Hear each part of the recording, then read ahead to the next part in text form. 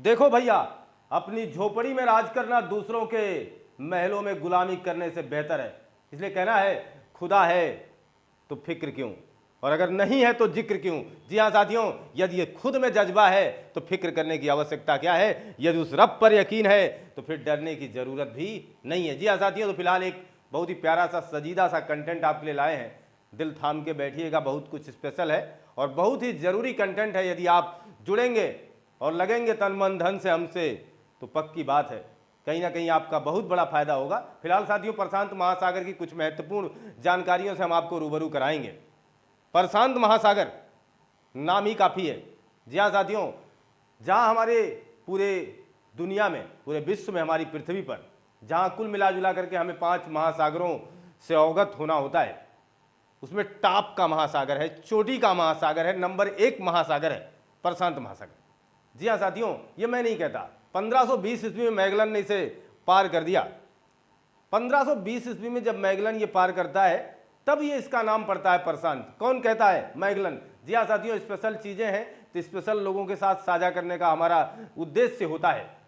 अपने दोस्तों के पास भेजते रहिएगा अगर यदि कंटेंट आपको बेहतर लग पाए तो मैगलन 1520 ईस्वी में पार करता है और इस अथाह जलाशय को एक नाम से पुकारता है जिसका नाम होता है प्रशांत।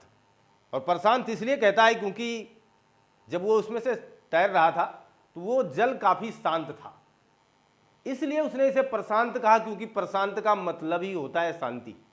जी हाँ साथियों, तो शांत, प्रशांत। जी हाँ, तो ये आपको पता चला कि मैगलन ने क्या किया है। तो 1520 ईस्वी की बात हमने की है, तो प्रशांत महासागर कुछ महत्वपूर्ण तथ्यों से आपका सामना हो रहा है, आप रूबरू हो रहे हैं साथियों। तो मैगलन की बात हमने की 1520 ईस्वी में। मैगलन ने इसे क्या कहा? प्रशांत कहा, यानी इसका नामकरण किया, प्रशांत नाम से जाना गया। आइए कुछ अन्य महत्वपूर्ण तथ्यों की बात कर लेते हैं साथियों। लगभग कहा जाता है 25,000 से भी ज्यादा यहां पर क्या है साथियों? द्वीप है। 25,000 से भी अधिक क्या है? द्वीप है। इसलिए इस महासागर को द्वीपों का महासागर कहा जाता है। कोई डाउट नहीं होना चाहिए। पूछा जाए अगर आपसे ये प्रश्न कि सबसे ज्यादा द्वीप किस महासागर के अंतर्गत है, एरिया में है, तो आपका जवाब निसंकोच होना चाहिए प्रशांत महासागर में। यूं ही इसके अच्छाई का सिलसिला रुकने वाला नहीं है, यूं ही इसके तथ्यों का कारवां थम नहीं जाएगा। अभी सुनते जाइएगा।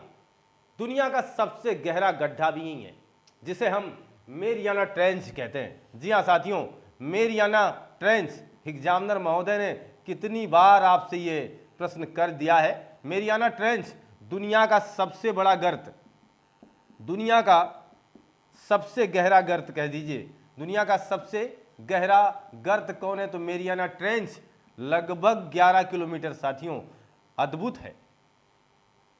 दुनिया की सर्वाधिक ऊंचाई भी इसमें डूब जाएगी।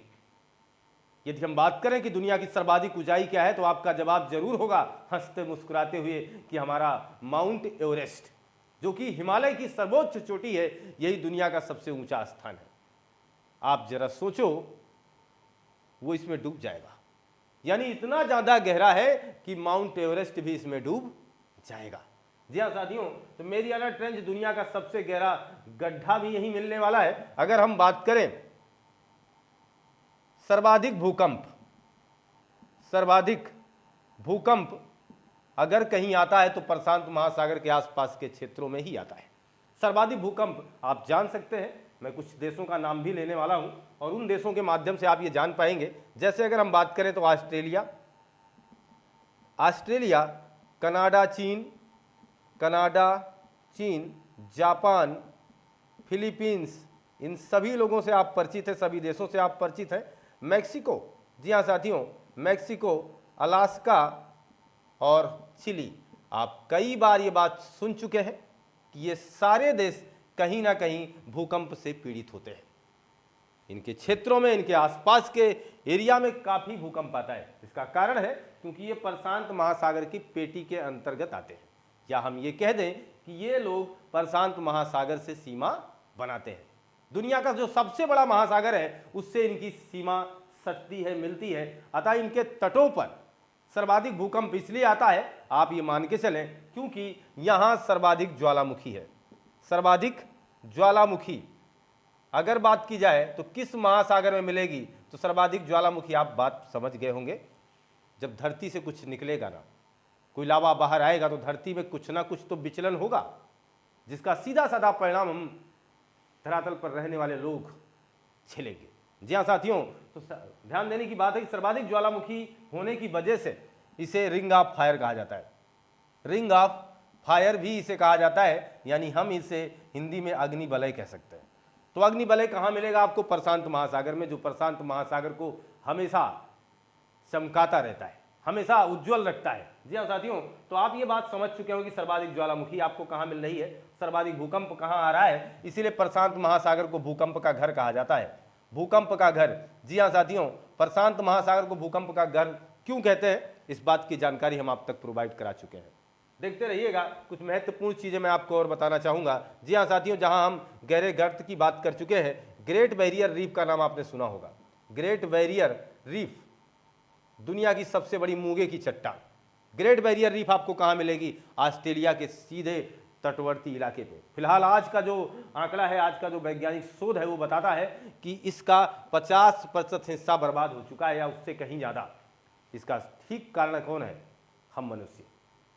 यानी हमें प्रशांत महासागर को सहेजना होगा, अन्यथा एक दिन ऐसा आएगा तो सबसे पहले ये जो 25,000 द्वीप हैं आपकी मैप से गायब हो जाएंगे।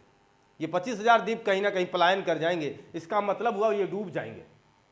तो नेचर से खिलवाड़ करना हम मनुष्य को कहीं ना कहीं भारी पड़ सकता है, अतएव सावधान रहने की आवश्यकता है। ग्लोबल वार्मिंग को रोकने की जरूरत है, कहीं ना कहीं हमें अपने विकास का दायरा थोड़ा सा कम करने की आवश्यकता है, कहीं ना कहीं हमें पुराने जीवन को अपनाने की जरूरत है। साथियों, फिलहाल जो भी हो, आप ये कंटेंट इसलिए ले रहे हैं क्योंकि आप किसी एग्जाम में पार्टिसिपेट करने जा रहे हैं और कुछ जानकारियां अपने दोस्तों के साथ शेयर करने वाले हैं। कुछ ऐसी रोचक जानकारियां अगर आप जानेंगे तो आपका दिन अच्छा जाएगा। जी हाँ साथियों, तो फिलहाल मुझे पूरा विश्वास है कंटेंट आपको अच्छा लगा है तो कमेंट करके जरूर बताइएगा साथियों। मुलाकात नए कंटेंट में। आपका दिन शुभ हो, आपको बहुत बहुत धन्यवाद।